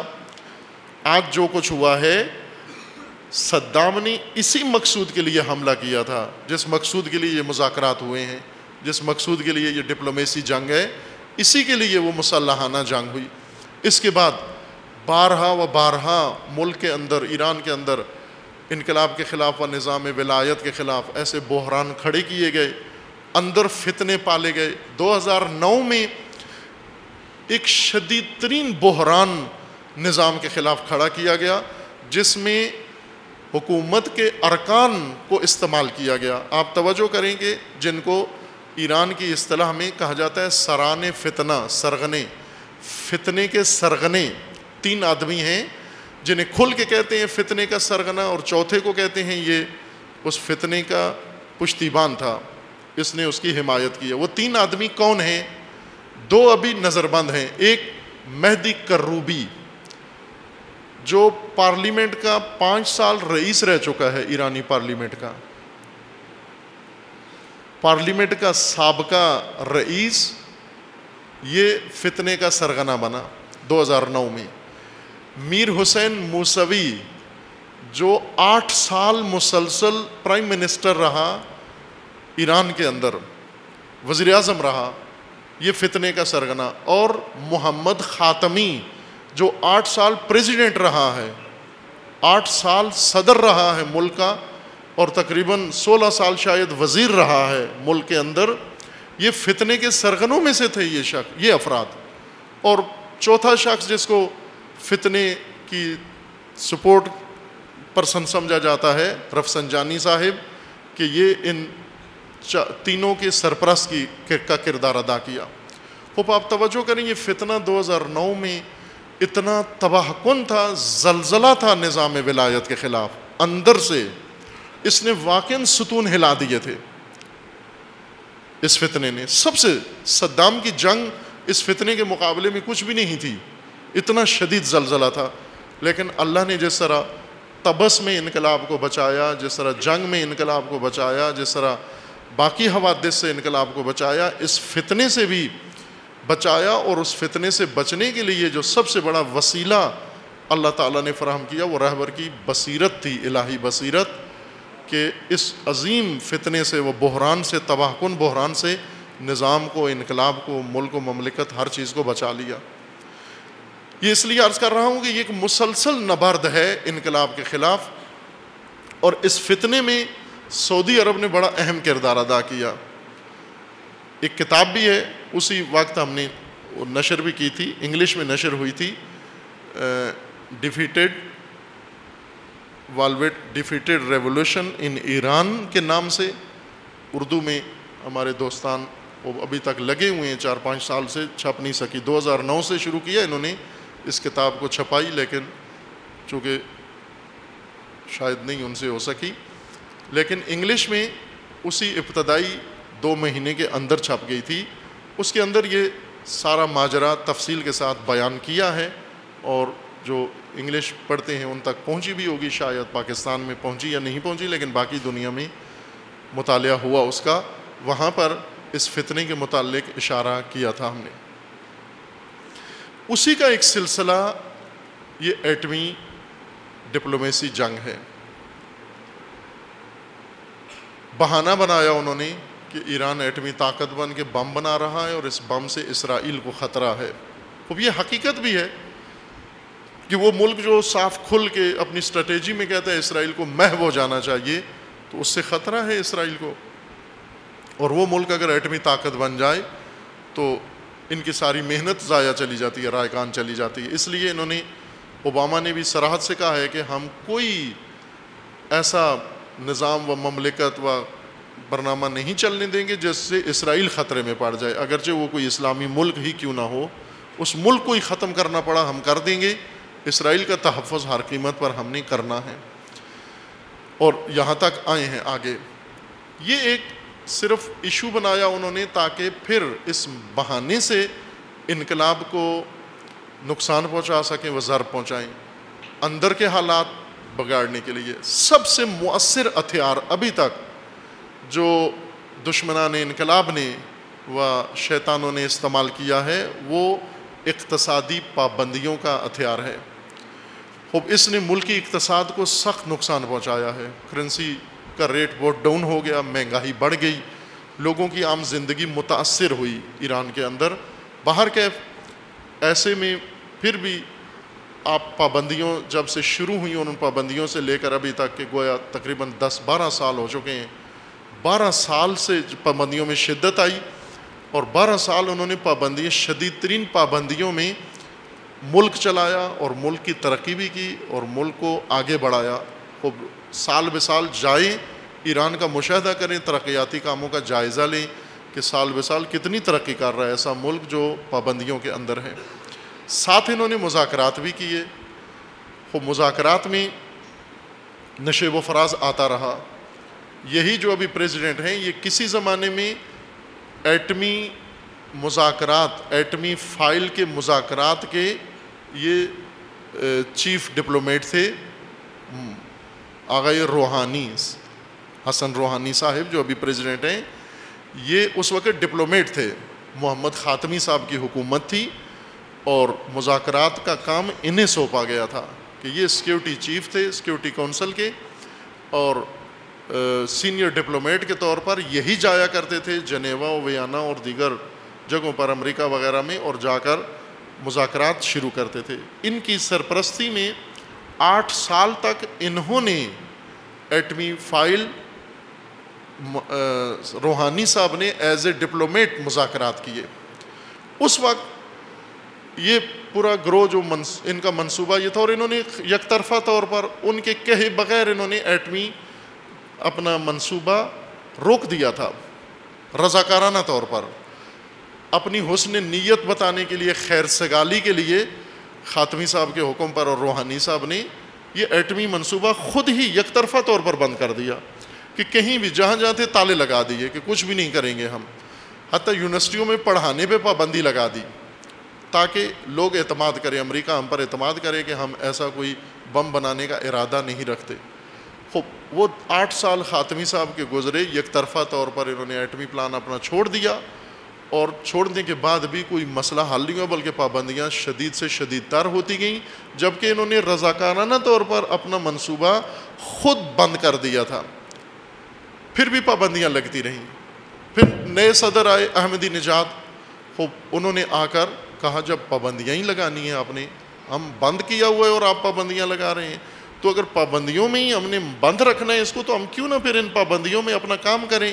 لہٰذا انہوں نے آ کر شد و مت سے اور تیزی کے ساتھ اس منصوبے پہ کام کیا اور اسے بڑھایا آگے، اور حیرتناک حد تک ایران کا ایٹمی پلانٹ آگے بڑھا اور ان کو کامیابیاں بہت سارے شعبوں میں نصیب ہوئیں جس کی یہ توقع نہیں کر سکتے تھے کہ وہ مشینیں جن کے ذریعے سے یورینیم کو غنی کیا جاتا ہے، افسودہ کیا جاتا ہے، اس کی انریچمنٹ، وہ بہت ابتدائی قسم کی مشینیں تھیں، سادہ سی. انہوں نے وہ خود بنائیں اور ہزاروں کی تعداد میں ان کو لے گئے، اور انہیں یقین ہو گیا کہ اب ان کے پاس یہ ٹیکنالوجی آ گئی ہے، اور پھر اس کے مختلف حصے اس ایٹمی منصوبے کے ملک میں اندر پھیلا دیے اور محفوظ جگہوں پر پھیلا دیے. یہ ان کی حکومت کے اندر ہوا. پابندیوں کے دوران ہی، سختیوں کے دوران ہی وہ جہاں دوسرے کام کرتے رہے یہ کام بھی انہوں نے کیا ہے. لیکن پابندیوں کو انہوں نے دن بدن اور سخت کیا، ٹائٹ کیا، اس حد تک کہ ایران کا مکمل طور پر بائیکاٹ، اس کا ایک حصہ پاکستانیوں، گیس پاکستان کی سب سے بڑی ضرورت ہے انرجی، اور گیس ایران نے لا کے پائپ اپنا معاہدے کے مطابق بارڈر پہ چھوڑا ہوا ہے، رکھا ہوا ہے، اور پاکستان ان سے نہیں لے رہا چونکہ ایران پہ پابندیاں ہیں، یا اس طرح کے اور جو معاہدے تھے وہ سب کے سب ختم ہو گئے۔ ظاہر ہے یہ پابندیاں لوگوں کے اوپر دباؤ ڈالتی ہیں، عوام کے اوپر دباؤ ڈالتی ہیں۔ یہاں پر ملک کے اندر اور ملک کے باہر جو ملتے ہیں لوگ سگنل، جن کے افکار کے باہر والوں کو یہ سگنل دیتے ہیں آپ پابندیاں شدید کرو، اور اندر سے ہم لوگوں میں احساس ابھارتے ہیں کہ یہ پابندیاں کیوں بڑھ رہی ہیں، یہ اس وجہ سے بڑھ رہی ہیں کہ ہم بے جا طور پر ایٹم کے پیچھے لگے ہوئے، جبکہ روٹی ہمیں مل نہیں رہی ہے، چولہے ہمارے جل نہیں رہے ہیں، تو ہمیں یہ کیا کرنا ہے کہ ہمارے پلانٹ چلتے رہیں، چولہے بجھ جائیں؟ نہ، چولہے پہلے جلنے چاہیے، بے شک پلانٹ ہمارے بند ہو جائیں، کوئی حرج نہیں ہے۔ اس طرح کی باتیں کر کے شروع کیا گیا ملک کے اندر اور باہر، اور پابندیوں کے اثرات ظاہر ہونا شروع ہوئے۔ خوب یہاں پر پھر ایک بحرانی صورت بنی، اس طرح سے بحرانی صورت بنی کہ اندر موجود منافق صفت لوگ اور باہر دشمن آپس میں مل کر اب انہوں نے پھر انقلاب کا محاصرہ کیا، اور بہت ہی مؤثر ہتھیار پابندیوں کا استعمال کر کے، جس کا نتیجہ تاثیر بھی دیکھ لی کہ یہ دباؤ واقعاً کمر شکن ہے، کمر توڑ رہا ہے عوام کی۔ اس بحران سے نکلنے کے لیے ظاہر ہے لیڈرشپ کا فریضہ ہے کہ ملک کو بھی بحران سے نکالے، عوام کو بھی بحران سے نکالے، سسٹم کو بحران سے بچائے۔ لہٰذا یہاں پر پھر رہبر معظم نے یہ تدبیر کی، یاد ہوگا آپ کو، میں اسی جگہ پر اس عنوان کا تجزیہ کیا تھا، تحلیل کی تھی کہ نرمش قہرمانانہ، یہ رہبر معظم کی اصطلاح ہے جو آپ نے ایک کتاب کا ترجمہ کیا ہے، سید رضی آل یاسین کی کتاب ہے، اس کا ترجمہ رہبر معظم نے انقلاب سے پہلے کیا تھا، نہضت کے زمانے میں یہ کتاب انہیں اچھی لگی تھی، صلح امام حسن کے بارے میں، اور اس کتاب کا ترجمہ رہبر معظم نے کیا، اس کا نام ہی یہی رکھا، صلح حسن یا نرمش قہرمانانہ تاریخ، اس طرح سے عنوان تھا کتاب کا۔ وہی یعنی امام حسن علیہ السلام نے ایک قہرمانانہ لچک دکھائی وہاں پر، یہ اس کا عنوان بنتا ہے۔ اور یہ بارہا عرض کیا ہے کہ کیوں امام حسن علیہ السلام نے صلح کی۔ اس صلح کے لیے امام حسن علیہ السلام فرماتے ہیں کہ معاویہ اور میرے ساتھیوں میں انہوں نے دونوں نے ایک منصوبہ بنایا خطرناک، ایک سے بڑھ کر ایک کا منصوبہ خطرناک، تو اس منصوبے کو ناکام بنانے کے لیے میں نے یہ نرمش دکھائی ہے۔ یہ عنوان رہبر معظم نے خود کتاب کا رکھا، اور سال گزشتہ جب یہ مذاکرات شروع ہوئے، یہ حکومت نئی برسر کار آئی، تو اس وقت پھر یہی اصطلاح استعمال کی، نرمش قہرمانانہ کی، اور اس سے مراد یہی تھی کہ ہم ملک کو، عوام کو بحران سے نکالنا چاہتے ہیں۔ وہ موقع دیا گیا، مذاکرات ہوئے، ان مذاکرات کے اندر قومی مفادات، ملکی مفادات کو نظر میں رکھا گیا، اور یہ جنگ تھی، یہ ڈپلومیسی مذاکرات، یہ جنگ تھی در حقیقت جو ٹیبل پہ لڑی جا رہی تھی، اور یہ بندوق کی جنگ سے زیادہ سخت جنگ ہے۔ اس جنگ میں ذہانت، اس جنگ میں جرأت، اس جنگ میں ہوشیاری، اس جنگ میں بیداری، اس جنگ میں حوصلہ، سٹیمنا چاہیے اس جنگ میں، کہ 12 سال یہ مذاکراتی جنگ جاری رہی، نشیب و فراز آتے رہے۔ خوب اب ظاہر ہے کہ دشمن کی چال ایک طرف سے اور ملک کے اندر موجود گروہ کے ہمکاری اور تعاون سے یہ بحران اس خطرناک مرحلے کی طرف بڑھ رہا تھا، چونکہ ان کا منصوبہ اصل نظام ولایت کو محاصرہ کرنا اور اس کو در حقیقت دباؤ میں رکھنا تھا، شکنجہ اس کے اوپر بڑھا رہے تھے عوام کے ذریعے سے۔ یہاں پر ناکام کیا گیا دشمن کا منصوبہ، اندرونی دشمن کا بھی اور بیرونی دشمن کا بھی، یہ منصوبہ انہوں نے ناکام کیا۔ لیکن اس جنگ میں رہبر معظم نے مسلسل ہدایات دیں، اپنے زیر نظر رکھا، اور ریڈ لائنز ان کے لیے مقرر کی کہ یہ کام نہیں کر سکتے ہم۔ یہ در حقیقت مذاکرات پوری دنیا کے لیے اور بالخصوص پاکستان کے لیے نمونہ ہیں. یہ نمونہ ہے. جس طرح جنگ دنیا میں جتنی جنگیں لڑی گئی ہیں یہ جنگی سلیبس و کورس کا حصہ بن جاتی ہیں. مثلا ایران عراق جنگ باقاعدہ دنیا میں پڑھائی جاتی ہے اس وقت. تمام افواج عالم کو ایران عراق 8 سالہ جنگ طولانی جنگ پڑھائی جاتی ہے. مثلا ایران نے کیا کیا, عراق نے کیا کیا, کون سا جنگی ٹیکنیک برتر ہے, کون سی بہتر ہے, یا حزب اللہ کی جنگی ٹیکنیک اسرائیل کے خلاف, یہ باقاعدہ افواج کو پڑھائی جاتی ہے. اسی طرح ہندوستان پاکستان کی جنگیں جو ہوئیں تو یہ باقاعدہ جنگ کالج یا جنگ کے بارے میں وار یونیورسٹی میں باقاعدہ ان کے کریکولم کا حصہ ہوتا ہے. یہ مذاکرات بھی نصاب کا حصہ ہونا چاہیے. پاکستانی وزارت خارجہ و پاکستانی وزراء اس کو پڑھیں کہ ڈپلومیسی کی جنگ کیسے کی جاتی ہے, چونکہ پاکستان مبتلا ہے بہت سارے مسائل میں اور جرأت نہیں ہوتی. میں کل جمعے کے خطبے میں اشارہ کیا تھا کہ 2 فون کالیں پاکستان کی تاریخی ہو گئی ہیں, وہ ریکارڈ میں آ گئی ہیں. ایک جنرل مشرف کو, کمانڈو کو, اس وقت کے وزیر خارجہ نے, امریکی وزیر خارجہ نے فون کال کی, 3 منٹ کی کال ملائی اس نے, اور اس نے کہا کہ یا ہمارے ساتھ ہو جاؤ یا پھر تورا بورا بننے کے لیے تیار ہو جاؤ. اور جرنیل نے فوراً کہا کہ ٹھیک ہے, ہم آپ کی فوج ہیں, مانگو کیا مانگتے ہو. فوراً تسلیم ہو گئے اسی کال پر. اور وہ وزیر خارجہ حیران ہوا, بعد میں اس نے اپنی کتاب میں لکھا ہے کہ میں حیران ہوا ایک ملک کے پریزیڈنٹ سے کہ اس نے مجھ سے ٹائم بھی نہیں مانگا. اس نے یہ نہیں کہا کہ مجھے تھوڑا وقت دو, 24 گھنٹے دو, میں اپنے ایڈوائزر سے اور اپنی کونسل سے اور ملکی سیاستدانوں سے مشورہ کر کے آپ کو بتاتا ہوں. اسی وقت میں نے کہا یہ کرو, اس نے کہا ٹھیک ہے کرتے ہیں, آپ آ جاؤ ادھر, جو کرنا ہے کرو.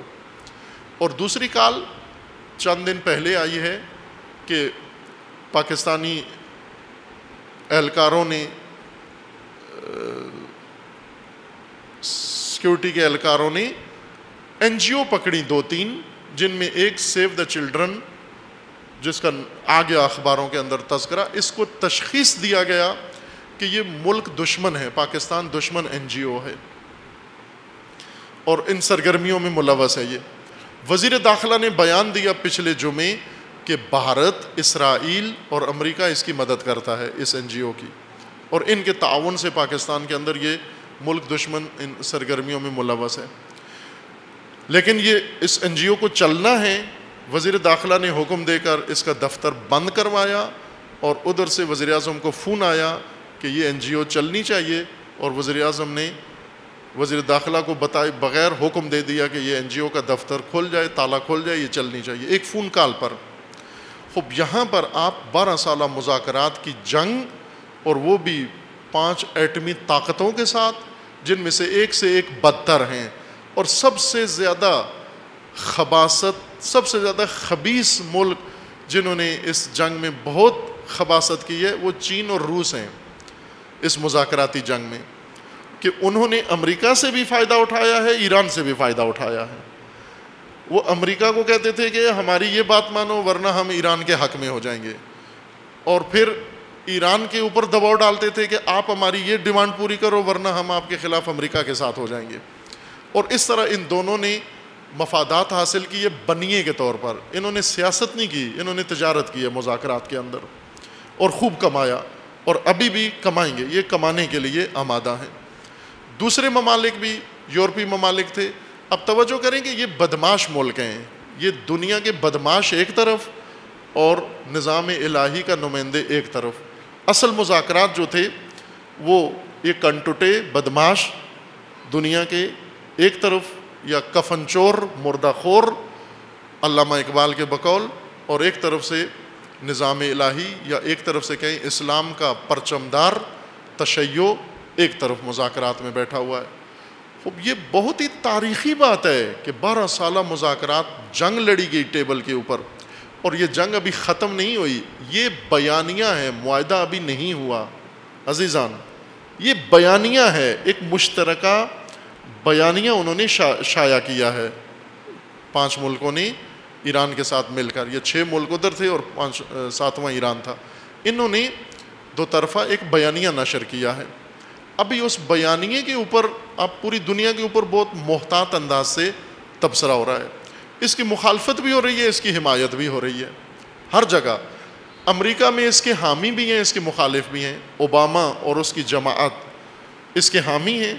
اوباما کی جماعت میں ہیلری کلنٹن جو آنے والی پریزیڈنٹ بننے کے لیے امیدوار ہے, وہ اس کی سخت مخالف ہے, جس نے جانشین بننا ہے اوباما کا اور اوباما کی پارٹی سے ہے. اور ان کے مقابلے میں ریپبلکن ہیں, بش پارٹی, وہ بالکل ہی اس کے خلاف ہیں. جو اس وقت کانگریس میں بیٹھے ہوئے ہیں وہ بالکل اس معاہدے کو ریجیکٹ کرتے ہیں کہ یہ درست معاہدہ نہیں ہوا, اس وجہ سے کہ سیونسٹوں کا ان کے اوپر گہرا اثر ہے.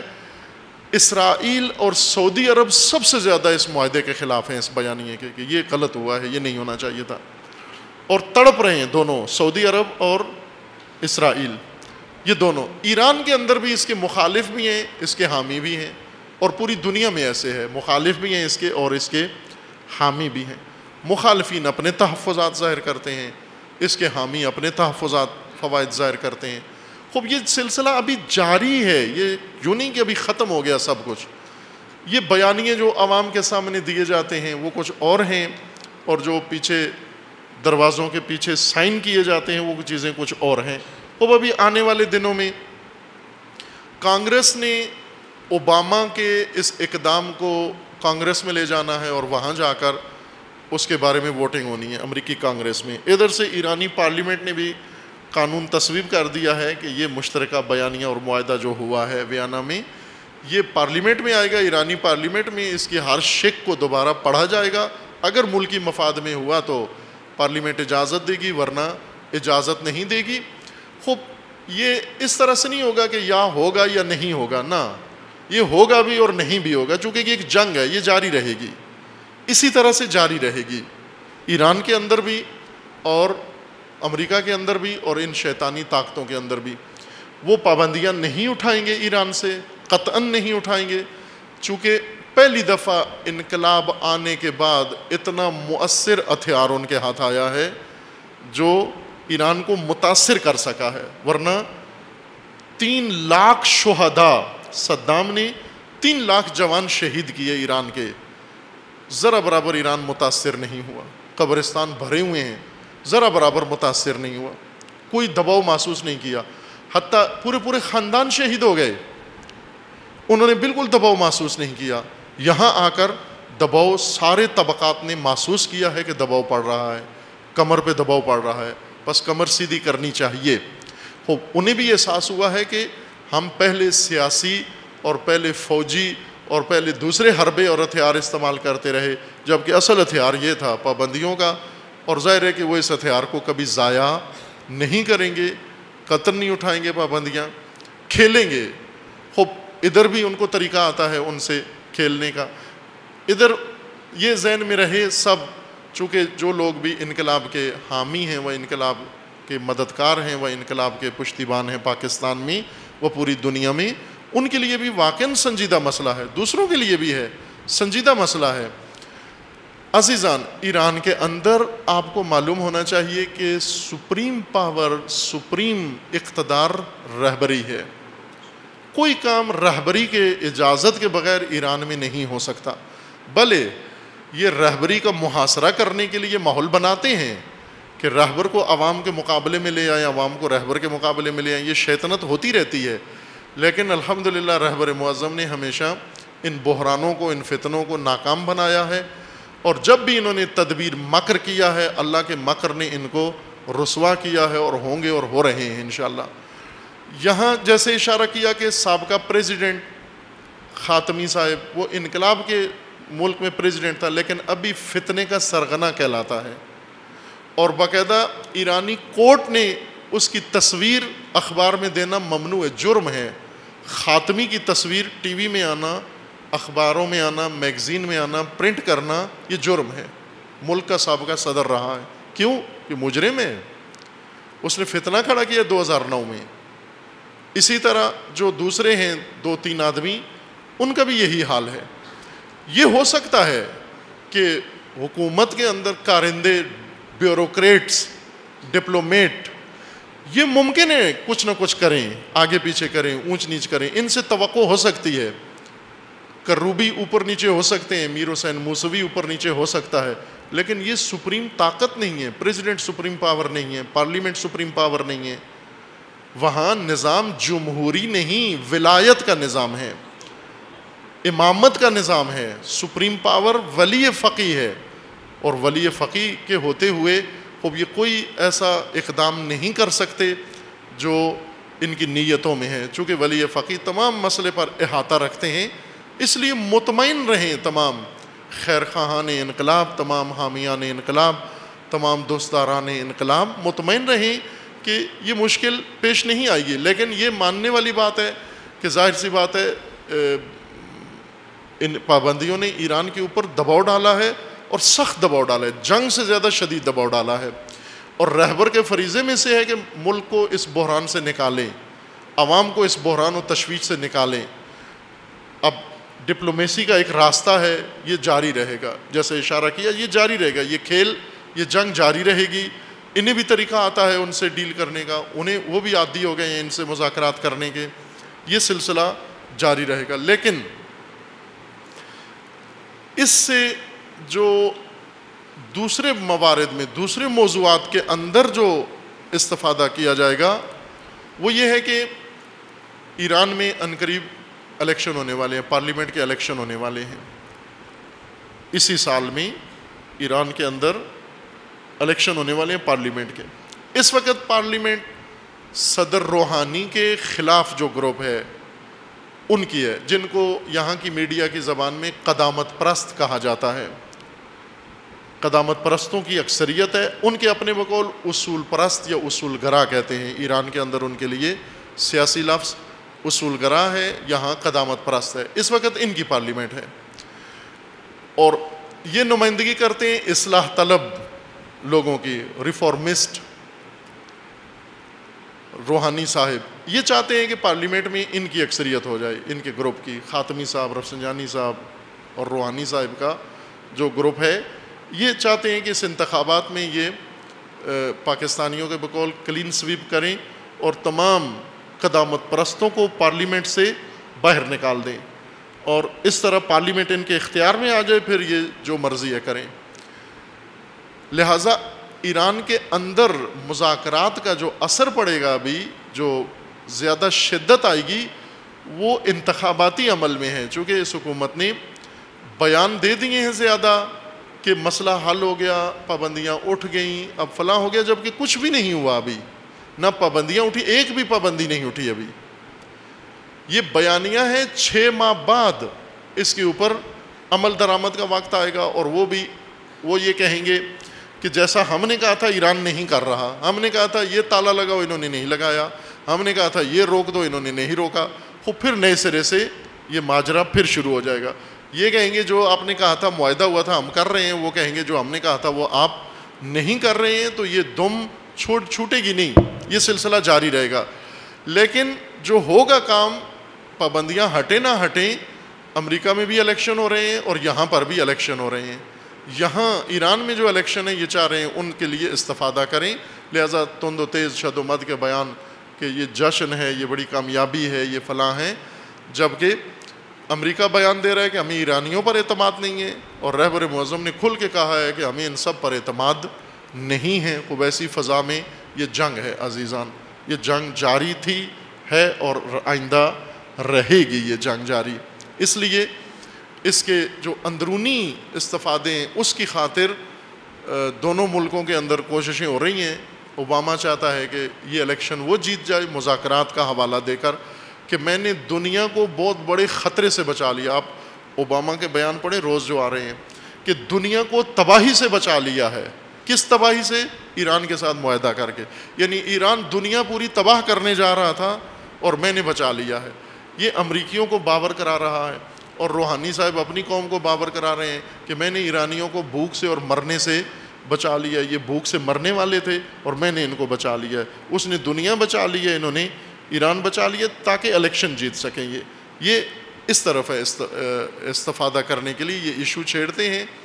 یہاں میڈیا یک طرفہ ہے، اس میڈیا میں حقائق بیان نہیں ہوتے، کالم نگار ہیں، اونٹ پٹانگ لکھتے ہیں، وہ حقیقت سے دور کا بھی اس کا تعلق نہیں ہوتا کہ اب مرد آباد امریکہ ختم ہو جائے گا، اب فلاں ہو جائے گا، نہ۔ رہبر معظم سے ایک جوان نے، وہ خام جوان ہر جگہ ہوتے ہیں، ایک خام جوان نے خود رہبر سے پوچھا جا کر، ہفتہ پہلے رمضان کے اندر جا کر رہبر معظم سے پوچھتا ہے کہ آغا اب یہ معاہدہ ہو جائے گا تو پھر اس کے بعد ہم مرد آباد امریکہ کہیں گے یا نہیں؟ رہبر معظم نے فرمایا کہ استکبار کے ساتھ جنگ، طاغوت کے ساتھ نبرد، اور مرد آباد امریکہ قیامت تک جاری رہے گا۔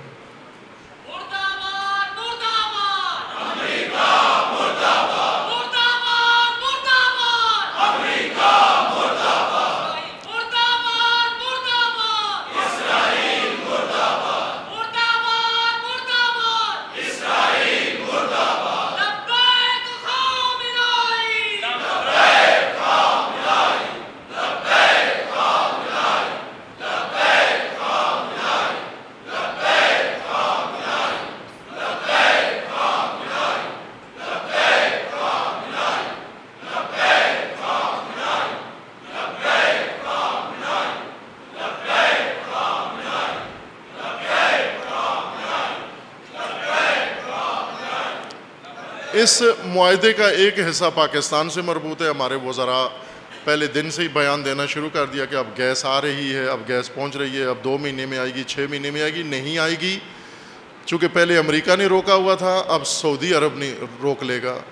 پہلے امریکہ نے کہا ہوا تھا ایران پر پابندیاں ہیں اور آپ نے یہ کام نہیں کرنا، اور اب سعودی عرب نے یہ کام کرنا ہے کہ سعودی عرب پاکستان کو کہے گا کہ تم اتنے پیسے لے کے اب ایران سے گیس خریدتے ہو تم۔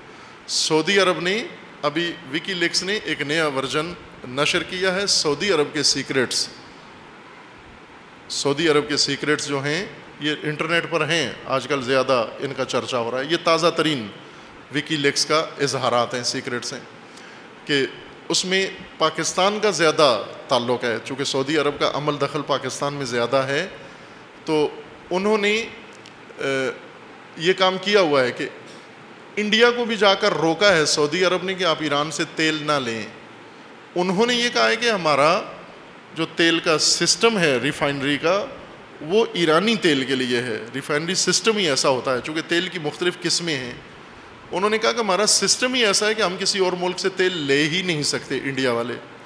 انہوں نے کہا کہ ہم فری میں آپ کو ریفائنری لگا کے دیتے ہیں، سعودی تیل کی ریفائنری، اس تیل کی قسم کے لیے ہم فری میں لگا کے دیتے ہیں، آپ ان سے یہ تیل نہ خریدیں۔ خوب، اسی طرح ایک اور وکی لیکس نے یہ انکشاف کیا ہے کہ پاکستان کی اسلامک یونیورسٹی میں انہوں نے ایرانی سفیر کو چند سال پہلے دعوت دی کسی سیمینار میں شرکت کے لیے۔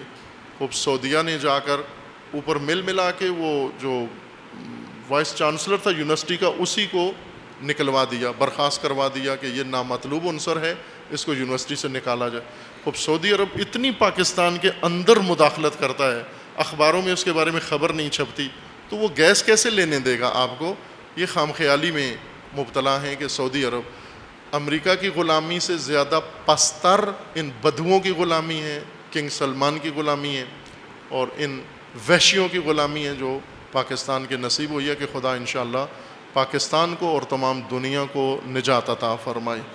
اللہم بحق اسمک العظیم الاعظم الاعز الاجل الاکرم، یا اللہ یا اللہ یا اللہ یا اللہ یا اللہ یا اللہ یا اللہ یا اللہ۔ خدا بندہ بحق اسماء حسنہ خود، بحق اولیاء، بحق شہداء، بحق صلحاء، بحق انبیاء، بحق ائمہ اطہار، بحق اہل البیت، بحق قرآن، بحق ماہ سیام، بحق عید، پروردگارہ ہم سب کے گناہان صغیرہ و کبیرہ کو معاف فرما۔ خدا بندہ ہمارے والدین کے گناہان صغیرہ و کبیرہ کو معاف فرما۔ جو مومنین اس دنیا سے رحلت فرما گئے ہیں پروردگارہ، ان سب کو جوار رحمت میں مقام نصیب فرما، ان کے گناہوں، ان کی تقصیرات، ان کی معصیتوں سے صرف نظر فرما۔ پروردگارہ جو مریض ہیں ملتمس دعائیں، انہیں شفاء عاجلہ نصیب فرما۔ پروردگارہ جو بے روزگار ہیں انہیں رزق حلال نصیب فرما۔ خدا بندہ جو کسی مصیبت و مشکل میں گرفتار ہیں ان کے تمام مسائل و مشکلات کو برطرف فرما۔ پروردگارہ تمام امت اسلامیہ کو ظلم و ستم سے نجات عطا فرما، ان ظالمین کو ظلم سمیت نیست و نابود فرما، امریکہ اور اسرائیل کا خاتمہ فرما۔ خدا بندہ بحق محمد و آل محمد مظلومین یمن کو نجات عطا فرما، مظلومین بحرین کو نجات عطا فرما، مظلومین عراق کی مدد و نصرت فرما، مظلومین سوریہ و لبنان کی مدد فرما۔ خدا بندہ فتنہ تکفیریت کو نیست و نابود فرما، اس کے بانیوں اور حامیوں کو رسوا فرما، مقامات مقدسہ کی حفاظت فرما، حوزہائے علمیہ مراجع اعظام کی حفاظت فرما۔ خدا بندہ بحق محمد و آل محمد حزب اللہ کو کامیابی عطا فرما، تمام مجاہدین کو جہاں بھی برسر پیکار ہیں انہیں کامیابی نصیب فرما۔ سید مقاومت سید حسن نصر اللہ کی حفاظت فرما، رہبر معظم انقلاب اسلامی کا سایہ دراز فرما، انقلاب اسلامی کو دشمنوں کے شر سے محفوظ فرما، انقلاب اسلامی کو انقلاب امام زمان سے متصل فرما، مملکت پاکستان کی حفاظت فرما، اس ملک کو اندرونی بیرونی دشمنوں کے شر سے محفوظ فرما، ملک کے ساتھ خیانت کرنے والوں کو رسوا فرما، اس ملک کے اندر امن و امان قائم فرما، دہشت گردی، فرقہ واریت، فتنہ و فساد و نفاق پھیلانے والوں کو نیست و نابود فرما، ملت پاکستان کے اندر اتحاد و اتفاق قائم فرما، ملت اسلامیہ کے اندر اتحاد و اتفاق قائم فرما، ملت تشیع کے اندر اتحاد و اتفاق قائم فرما۔ پیروان امیر المومنین جہاں کہیں بھی ہیں، بالخصوص سعودی عرب میں، یمن میں، بحرین میں، عراق میں، لبنان میں، سوریہ میں و بالاخص پاکستان میں، ان کے عزت و مال و جان و ناموس کی حفاظت فرما۔ اپنے ولی حق ولی اللہ العظم اجل اللہ تعالی فرج و شریف کا جلد از جلد ظہور فرما، ہمیں حضرت کے اعوان و انصار میں سے ہونے کی توفیق عطا فرما۔ تمام دنیا میں، دنیا اسلام میں و بالاخص مملکت پاکستان میں نظام حقہ امامت و ولایت کے قیام کی توفیق عطا فرما۔ اعوذ باللہ من الشیطان الرجیم، بسم اللہ الرحمن الرحیم۔ قل هو اللہ احد اللہ الصمد لم یلد ولم یولد ولم یکن لہ کفوا احد۔ صلوات پڑھیے محمد و آل محمد۔